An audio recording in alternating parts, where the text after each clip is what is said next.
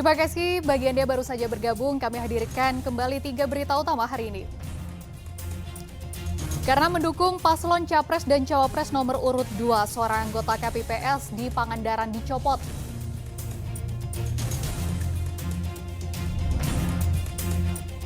Ribuan pedagang Pasar Baru Kota Bandung protes tuntut pembatalan kerjasama Perumda dengan pihak swasta yang dinilai merugikan pedagang.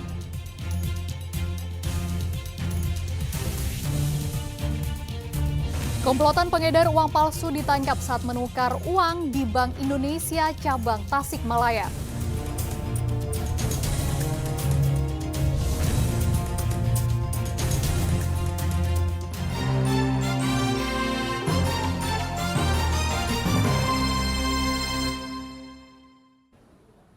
Ribuan warga Citerep di Kota Cimahi rela antri untuk mendapatkan bantuan sosial cadangan pangan berupa beras sebanyak 10 kg. Bantuan sosial ini dirasa sangat membantu warga karena harga beras masih mahal.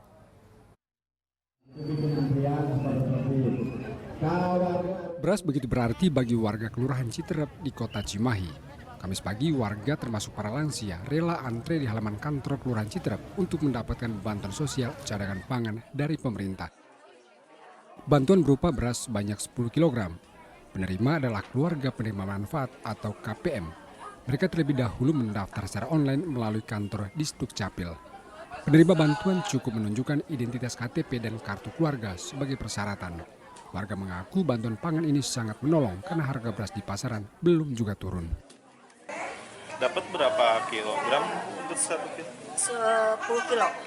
10 kilo. Kalau biasanya 10 kilo itu habis dalam berapa lama, Bu? 1 bulan cukup nggak? Enggak. Kalau keluarga ibu kan anak 2. Jadi ini seorang, jadi enggak tambah lagi. Bu, kalau di pasar sekarang harga beras mahal atau seperti apa, Bu? Mahal, 15.000 kalau 16.000 di warung. Oh, di warung, Bu. Iya. Per Kemarin liter, juga ya. per kilo. Oh, per kilo. Berarti dengan adanya bantuan ini sangat membantu ya, Bu? Iya, sangat-sangat membantu bagi rakyat yang kecil seperti ibu yang cuma jualan Di Kelurahan Citerep ada lebih dari 2.200 keluarga penerima manfaat. Bantuan beras merupakan bantuan cadangan pangan untuk menekan harga beras di pasaran. Itu ada 2.283 KPM dan beras yang di-drop melalui Bulog nyampe di Kelurahan Citerep itu sejumlah yang sama. Artinya 2.283 KPM dengan jumlah beras pun 2.283. Kami mungkin atas nama masyarakat Citerep sangat berterima kasih. Bantuan beras 10 kg akan disalurkan secara bertahap selama 6 bulan ke depan untuk total 34.725 keluarga penerima manfaat sekota Cimahi. Muhammad Abbas melaporkan dari Kota Cimahi.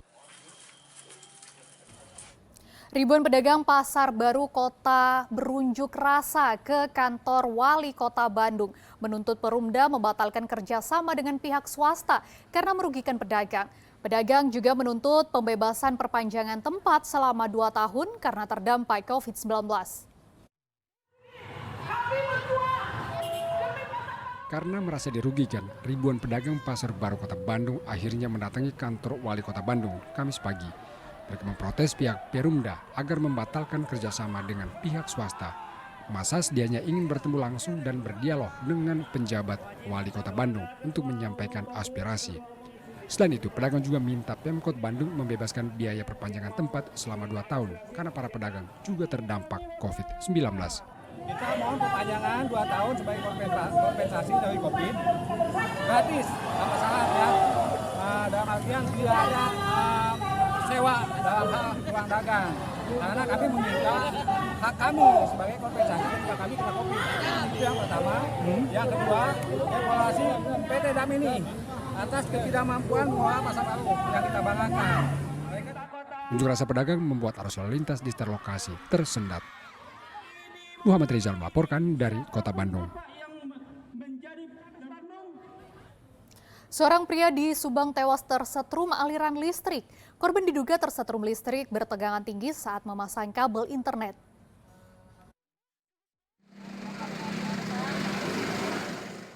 Jalan Raya Mandusari di Kecamatan Pusakanagara, Subang dipenuhi warga. Mereka penasaran dengan pria yang tewas tersengat aliran listrik bertegangan tinggi. Peristiwa berawal saat korban bersama 5 rekannya bekerja memasang kabel jaringan internet ke tiang penyangga. Korban kemudian menaiki tangga untuk mengaitkan kabel. Diduga korban tidak sengaja menyentuh kabel listrik bertegangan tinggi sehingga tubuh korban terpental membentur tanah dan tewas seketika. Kejadiannya saya lagi jagain kabel. Nah, terus tim yang lainnya lagi buat ini nyebrang kabelnya, tapi udah nyebrang kan.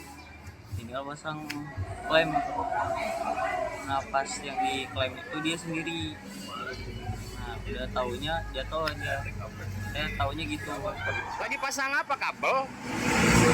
Kabel yang di atas ini. Kabel internet. Bisnet. Oh. Baik, nama Om. Korban diketahui bernama Hayadi, warga kampung Panyosagan, Desa Gunung Jati, Kecamatan Cikatomas, Kabupaten Tasikmalaya. Setelah dievakuasi, jasad korban dibawa ke puskesmas untuk divisum. Sedangkan 5 rekan korban lainnya masih diminta keterangan oleh pihak kepolisian terkait aturan keamanan kerja. Channel Arifin melaporkan dari Subang. Terbukti memalsukan uang, 2 perempuan dan 1 pria ditangkap polisi di Tasikmalaya. Komplotan pengedar uang palsu tertangkap saat akan menukarkan uang palsu ke Bank Indonesia cabang Tasikmalaya. Taufik Wijaya, Yuda Aryani, dan Syafrina Syari ditangkap aparat kepolisian karena menukarkan uang palsu.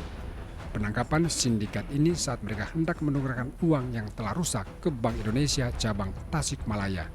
Saat petugas memeriksa uang, sebagian uang ternyata masih dalam kondisi bagus. Ciri-ciri serta peralatan yang memadai membuat petugas bank yakin uang yang ditukarkan tersangka adalah palsu. Ketika tersangka kemudian diserahkan ke polisi. Dari tangan para tersangka, polisi menyita 1.044 uang pecahan Rp100.000.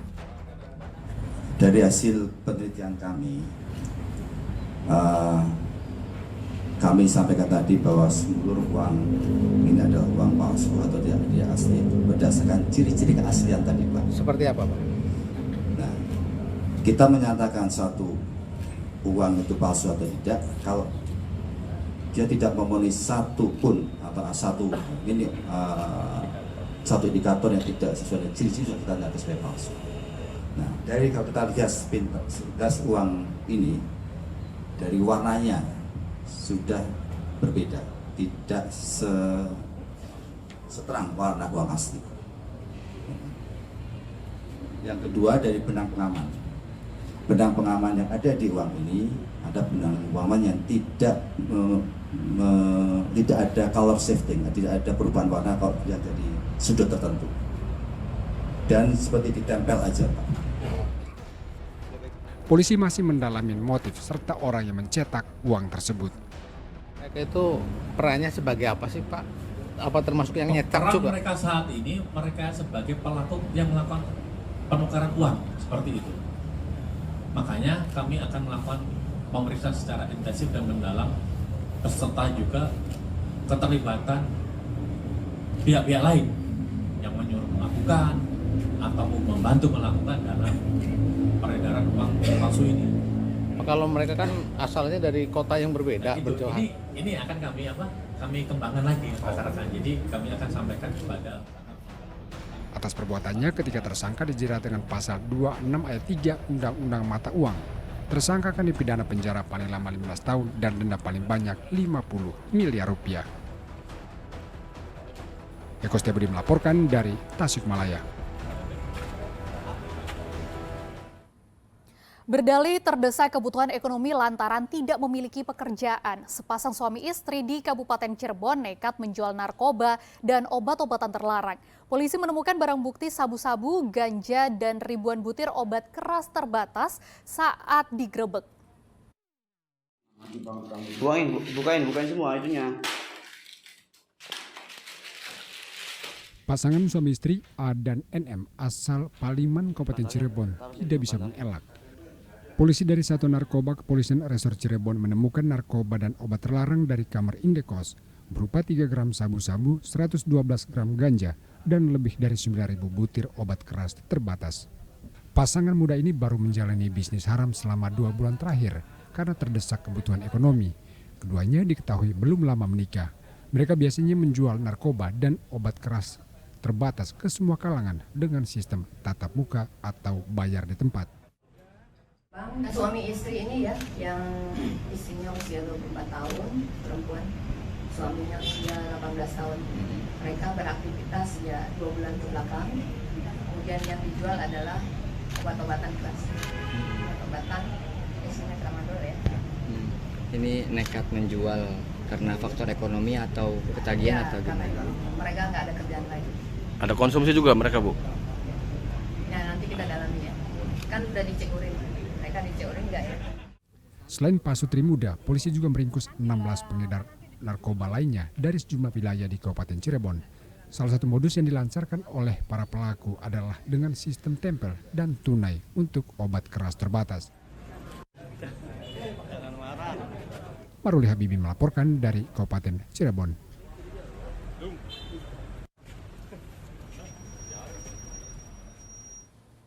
Informasi tadi mengakhiri jumpa kita. Atas nama rekan bertugas Sefrin Meriana mengucapkan terima kasih atas kebersamaan Anda. Selamat beraktivitas dan sampai jumpa.